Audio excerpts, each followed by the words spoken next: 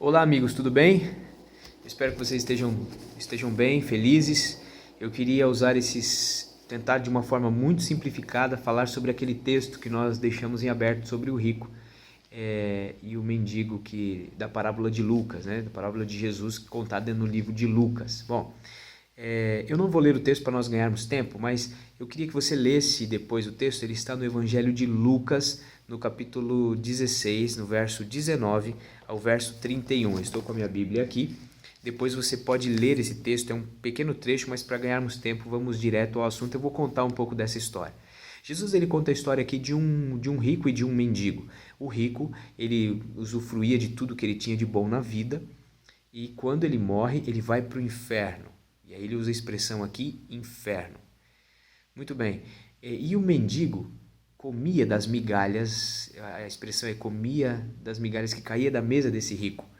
E quando ele morre também, ambos morrendo, o Lázaro, que é o mendigo, vai para o seio de Abraão.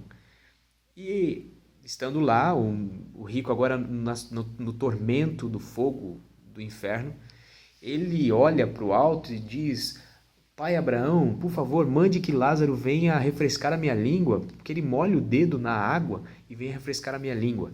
Então Abraão diz para ele assim: olha, eu vou dizer uma coisa para você. Você já teve a sua recompensa em vida.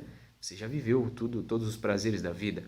Mas agora você está no tormento. Lázaro, ele viveu os momentos difíceis da vida. E agora ele está sendo consolado. Então não há possibilidade disso acontecer, mesmo porque existe um abismo entre nós aqui. Então ele não tem como ir para aí, nem você vir para cá. Está definido, está estabelecido. E aí, então o rico vira para Abraão e fala assim: então manda Lázaro avisar os meus irmãos para que eles não venham para cá onde eu estou, para que eles sejam avisados, eles sirvam de testemunho para não vir aqui. Aí Abraão fala uma coisa interessante, fala assim: olha, eles têm os profetas, Moisés e os profetas, é só eles lerem. Moisés e os profetas aqui é o símbolo das escrituras sagradas, né? E fala assim, eles têm as escrituras, tem Moisés e os profetas. É só eles lerem que eles vão ter o testemunho certo e não precisarão passar pelo que você está passando. Ele fala, não, manda o Lázaro lá, porque aí se for algo sobrenatural eles vão acreditar.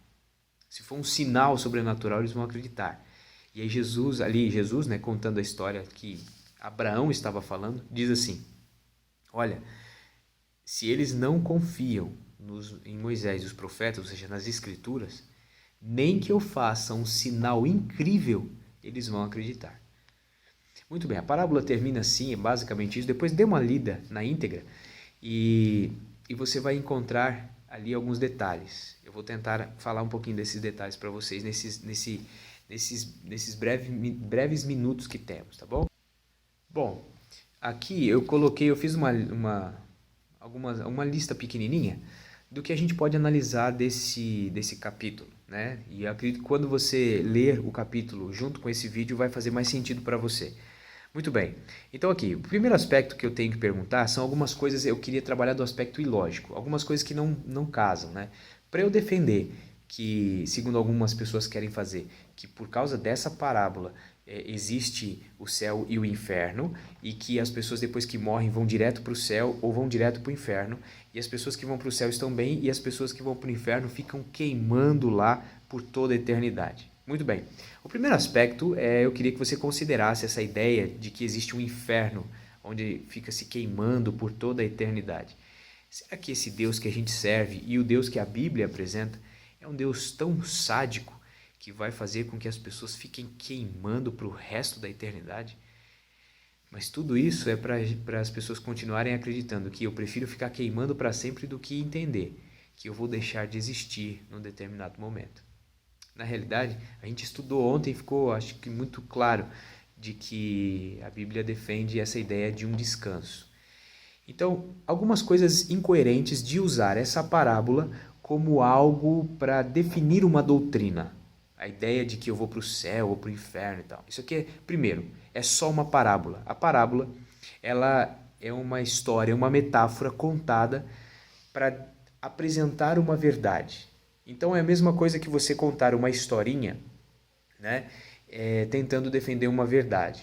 Vamos supor, eu quero defender a verdade de que é importante que as crianças que os filhos não andem sozinhos, que os filhos devem obedecer os pais e não devem sair sozinhos andando e correndo perigo. Então eu vou contar a história do Chapeuzinho Vermelho.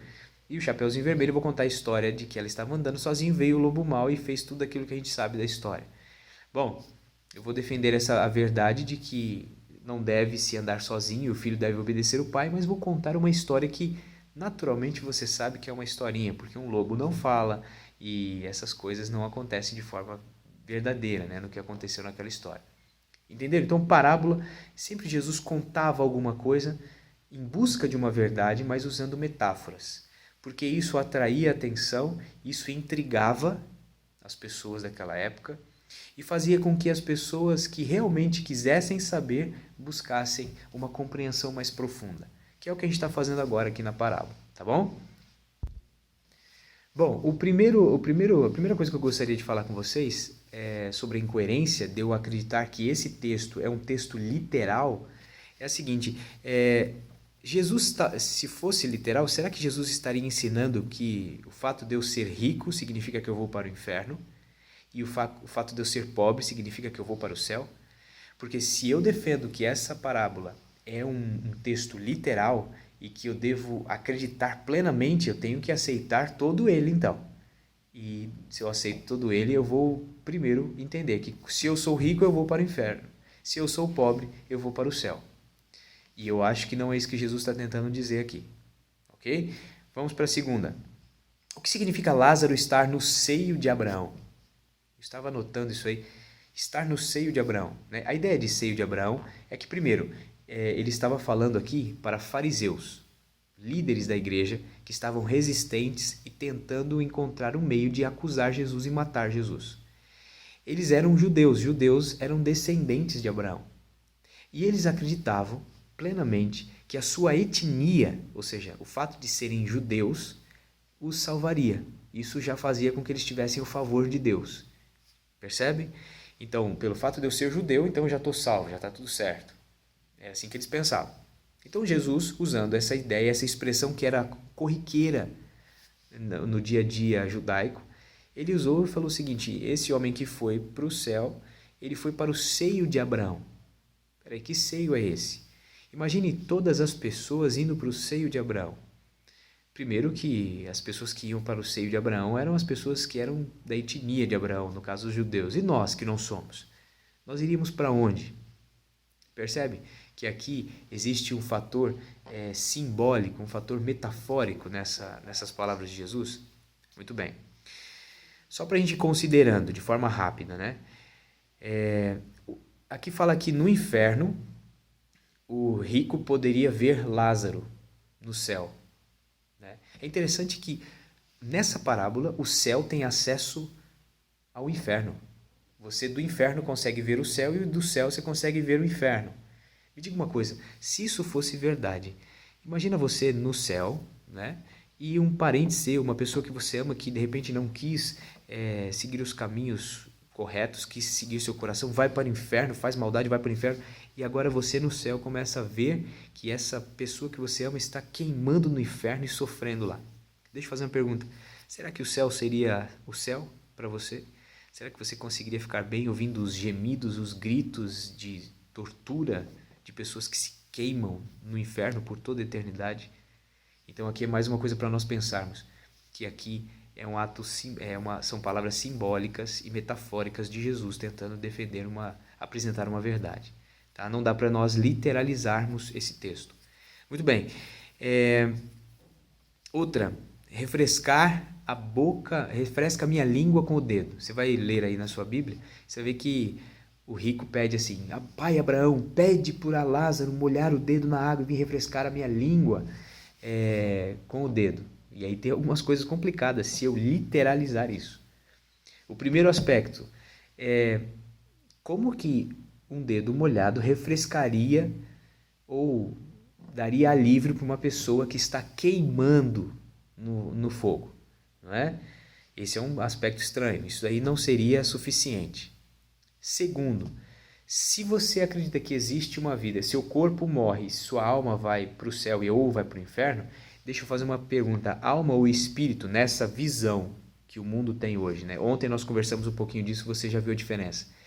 Mas a alma e o espírito, de quem acredita que isso aqui é literal, tem sede? É estranho, né? O espírito tem sede? Pode ser refrescado? Você percebe como é difícil a gente literalizar esse texto? Bom, tem mais algumas que eu coloquei aqui, ó. Quem que dá ordem no céu é Abraão? Perceba, quem conversa ali com eles diretamente é Abraão. Onde está Deus, Jesus, né? Nessa história toda? Aqui Abraão daria as ordens, ele que determinaria quem vai, quem não vai, quem fica, quem não fica. E aí a gente vai percebendo que essa parábola realmente é uma alegoria. O objetivo de Jesus é realmente defender uma verdade e através dela ele cria algumas metáforas. Esses argumentos só foi para você pensar um pouquinho na incoerência de eu entender essa parábola como algo literal. Bom, agora terminando esse vídeo aqui que já ficou um pouquinho longo, eu quero que você reflita um pouquinho nisso. E eu vou fazer um segundo explicando qual o objetivo dessa parábola, qual o objetivo de Jesus em contar essa parábola. Tá bom? A gente já se fala de novo, eu mando um vídeo para vocês. Um abraço.